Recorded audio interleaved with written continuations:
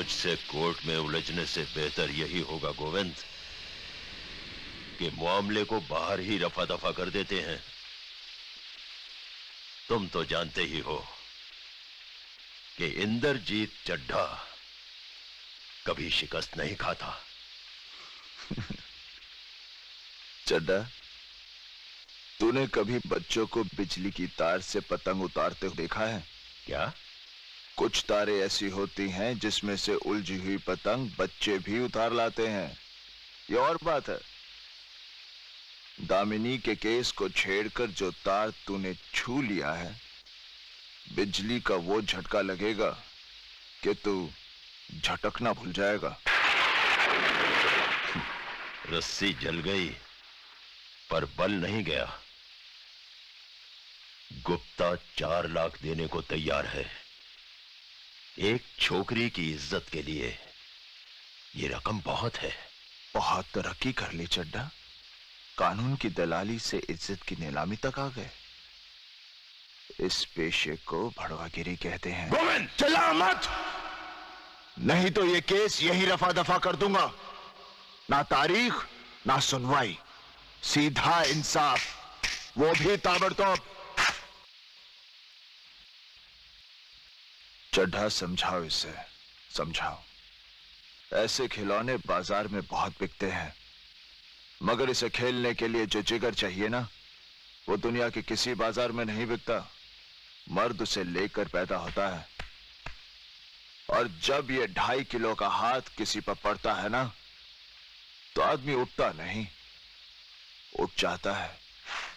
इस सब का जवाब कल अदालत में दूंगा। और हां, अगर अदालत में तूने कोई बदतमीजी की तो वही मारूंगा। जज ऑर्डर करता रहेगा और तू पिटता रहेगा। Relax boy.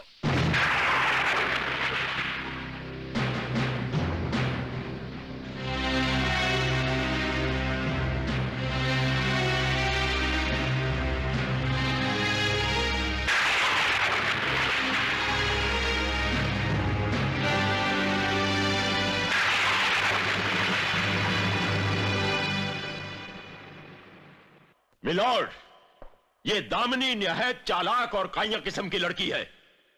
ये गरीबी में पैदा हुई जरूर, लेकिन ख्वाब हमेशा अमीरी के देखती रही। इसीलिए इसने शेखर जैसे शरीफ लड़के को अपने खूबसूरती के जाल में फांस लिया।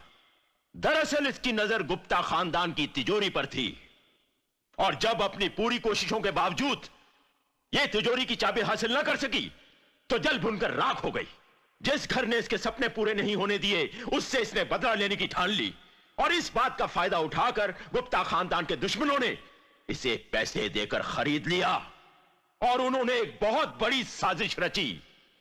जो बलात्कार बाजार में हुआ, उसे उन्होंने यह साबित करने की कोशिश की कि वो बलात्कार गुप्ता जी के घर में हुआ है, ताकि गुप्ता खानदान की इज्जत को हमेशा हमेशा के लिए मिट्टी में मिला सकें। मिलॉर्ड, ऐसी नीच, गिरी हुई और शैतान लड़की को कड़ी से कड़ी सजा दी जाए, ताकि औरत जात को एक सबक मिल सके। That's all your honour.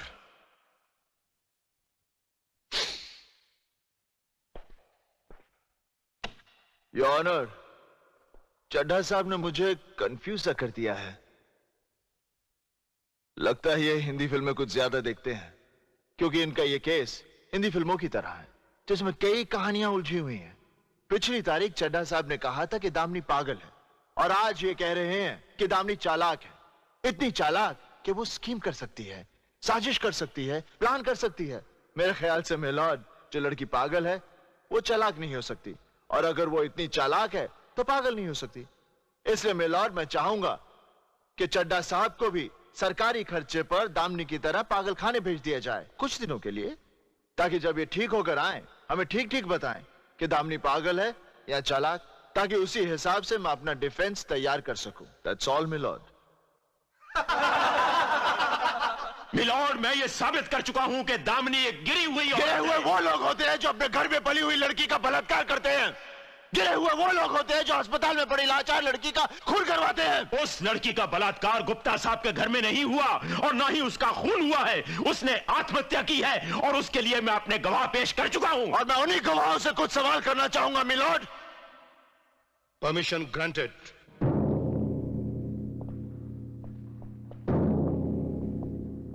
तुम गुप्ता जी के यहाँ 10 साल से काम कर रहे हो? जी साहब। इसका मतलब है तुम उनके वफादार हो, हाँ। ईमानदार हो, तुम पर उनका पूरा भरोसा है। हाँ, गाड़ियों की पूरी देखभाल भी तुम ही जी। करते हो, जैसे उनकी मरम्मत, उनमें पेट्रोल डलवाना, सब कुछ तुम सब देखते मेरा हो। जिम्मा से। तो होली के उस दिन जब वो 4 लड़के उर्मी को लेकर गए, जी। तो चड्ढा साहब आप ध्यान दीजिए, तो उस दिन जब वो 4 लड़के उर्मी को लेकर गए, जी। तो बहुत परेशान हुए होंगे, तुम्हें ढूंढा होगा गाड़ी के लिए, चाबी के लिए। नहीं नहीं साहब, वो जिप्सी की गाड़ी, मेरा मतलब जिप्सी की चाबी मेरे पास नहीं होती साहब।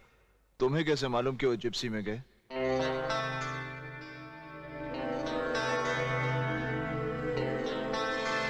नहीं साहब, क्या बाद में मेरे को मालूम पड़ गया साहब। यानी कि बलात्कार हुआ, ये तुम्हें बाद में मालूम पड़ा। Point to me noted milord. ठीक है मंगेश, तुम जाओ। जी। Bloody fool. मंगेश, जी। चड्ढा साहब आप मंगेश को डांटना चाहते होंगे? हाँ? क्या? बड़बड़ कर रहे थे तो मैंने सोचा कुछ पूछना चाहते होंगे। नहीं। हाँ तो कदम साहब, उर्मी ने अपने हाथ में खत लेकर गला तो नहीं काटा होगा, और गला काटने के बाद वो अपने हाथ में खत नहीं रख सकती, तो इसका मतलब है खत किसी और ने रखा। जी वो हाँ? पर चड्ढा साहब, आपको मबज की भाषा समझ में आती है? खैर, आपको तो वैसे कुछ सुनाई नहीं देता। मिलॉर्ड, सबसे बड़ी बात तो यह है कि उर्मी को लिखना नहीं आता था। उसके राशन कार्ड पर उसका सिग्नेचर नहीं, उसका अंगूठा है। और ये बात शायद उर्मी के कातिल नहीं जानते थे, जैसे कदम साहब और चड्ढा साहब नहीं जानते। क्यों चड्ढा साहब, गलत कह रहा हूं? योर ऑनर, अब मैं दामिनी के पति शेखर गुप्ता को बुलाने की इजाजत चाहूंगा। इजाजत है।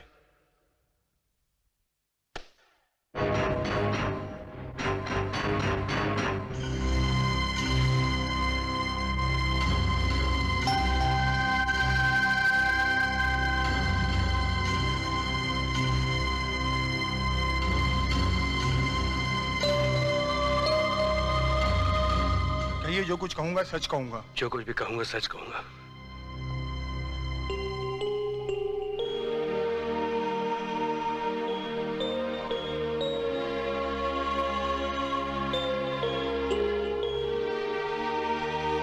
शेखर बाबू, क्या आप अपनी पत्नी से प्यार करते हैं? मैं ऐसे बेतुके सवाल का जवाब देना नहीं चाहता हूं। कमाल है मिलॉर्ड, मैंने तो एक बहुत ही सीधा प्रश्न पूछा है कि एक पति अपनी पत्नी से प्यार करता है या नहीं। क्यों चड्ढा साहब, कुछ गलत पूछा? नहीं? हाँ तो कहिए, आप करते हैं या नहीं? जी। क्या कहा? चड्ढा साहब, आपने सुना? नहीं सुना? देखिए चड्ढा साहब, और मुझे जरा कम सुनाई देता है, जरा जोर से बोलिए प्लीज। जी, मैं करता हूं। आंखें झुका के नहीं, अपनी पत्नी से आंख मिलाकर कहिए कि आप उससे प्यार करते हैं या नहीं।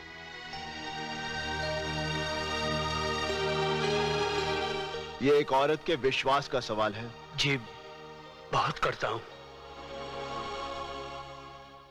मिलॉर्ड, शेखर बाबू अपनी पत्नी से प्यार, सॉरी, बहुत प्यार करते हैं। यह मैंने भी सुना, चड्ढा साहब ने भी सुना, हम सब ने सुना। खैर, ये और बात है कि मुस्कुरा कर भी कह सकते थे। हाँ तो शेखर बाबू, मुझे हैरानी हो रही है कि आप एक ऐसी औरत से प्यार करते हैं जो बददिमाग है, पागल है। एक ऐसी औरत से प्यार करते हैं जो आपके माँ बाप की बेइज्जती करती है। एक ऐसी औरत से प्यार करते हैं जिसने आपके घर की सुख शांति में आग लगा दी, और तो और वो आपसे नहीं, आपकी दौलत से प्यार करती है। एक ऐसी औरत जो गुप्ता खानदान की इज्जत को सड़क पे क्या खिंचलाई। बात कर रहे हो तुम? जो मन में आए तुम बोल देते हो। ये मैं नहीं कह रहा, ये तो आपके काबिल वकील चड्ढा साहब और आपके घर वालों ने दामिनी पर इल्जाम लगाया। गलत कह रहा हूं? नहीं ना? खैर छोड़िए, मैं भी जानता हूं ये लोग झूठ बोल रहे हैं।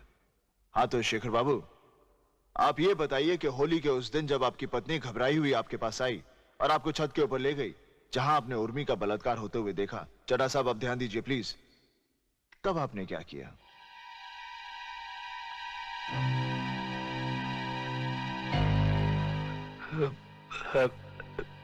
ऐसा कुछ नहीं हुआ। क्या? इसका मतलब है दामिनी झूठ बोल रही है? ये तो मैंने नहीं कहा। आपने क्या कहा? दामिनी कह रही है कि बलात्कार हुआ, आप कह रहे हैं बलात्कार नहीं हुआ, तो दामिनी झूठ बोल रही है। वो झूठ क्यों बोल रही है? अब वो झूठ क्यों? ऐसा कुछ नहीं हुआ। मैं कह रहा हूँ ऐसा कुछ नहीं हुआ। बिल्कुल तो इसका मतलब है दामिनी पागल है। बिल्कुल नहीं। चड्ढा साहब, आई एम सॉरी, आप सही कह रहे हैं। दामिनी बद दिमाग है, गिरी हुई औरत है, बिकी हुई औरत है। Stop this bloody nonsense! I am talking sense. Stop it! Stop it! Govind जी यहाँ आइए, आइए यहाँ। आपको मेरे पति से इस तरह बात करने का कोई हक नहीं। वो मेरे लिए गवाही दें या ना दें, उनकी मर्जी, लेकिन मुझसे इस तरह उनकी भगवान के लिए भरी अदालत में उन्हें इस तरह शर्मिंदा ना करें।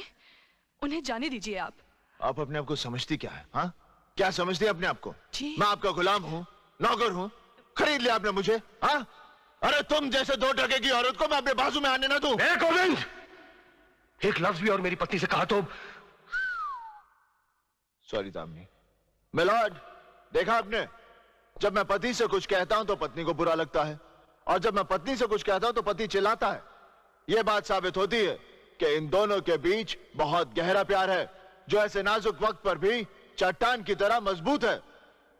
बावजूद इसके कि दामिनी ने शेखर के सगे भाई पर बलात्कार का आरोप लगाया, बावजूद इसके कि दामिनी शेखर के खानदान को कोर्ट में घसीट लाई, फिर भी शेखर दामिनी के खिलाफ एक लफ्ज सुनने को तैयार नहीं, क्योंकि वो तहे दिल से जानता है कि दामिनी जो कर रही है वो सही है, जो कह रही है वो सच है। और अब मैं वही सच शेखर बाबू की जुबान से सुनना चाहूंगा। शेखर बाबू, अब मैं आपसे और कोई सवाल नहीं करूंगा। मैं ये केस छोड़ रहा हूं, क्योंकि दामिनी को मेरी नहीं, आपकी जरूरत है। वो आपकी पत्नी है, आप ही उसके सब कुछ है, इसलिए फैसला आपको करना है कि उन 4 अपराधियों को बचाने के लिए आप अपनी मासूम पत्नी को सजा दिलाएंगे। यह फैसला आपको करना है, आपको।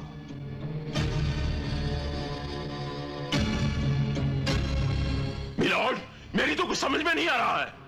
ये पति पत्नी के गहरे प्यार की नुमाइश करके क्या साबित करना चाह रहे हैं? शर्म आनी चाहिए इन्हें कि एक औरत के झूठे जज्बात का सहारा ले रहे हैं ये। चुप है कानून का दलाल।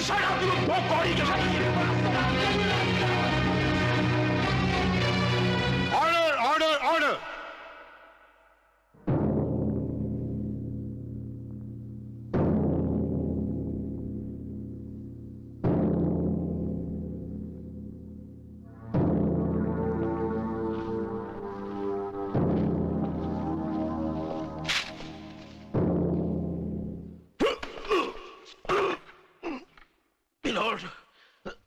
सडनली मेरी तबीयत खराब। मैं कोर्ट से दरख्वास्त करता हूं कि अगली तारीख कोई दे दिया। सर, मिस्टर चड्ढा की तबीयत खराब हो जाने की वजह से इस केस को मुलतवी किया जाता है। केस की अगली तारीख बाद में मुकर्रर की जाएगी।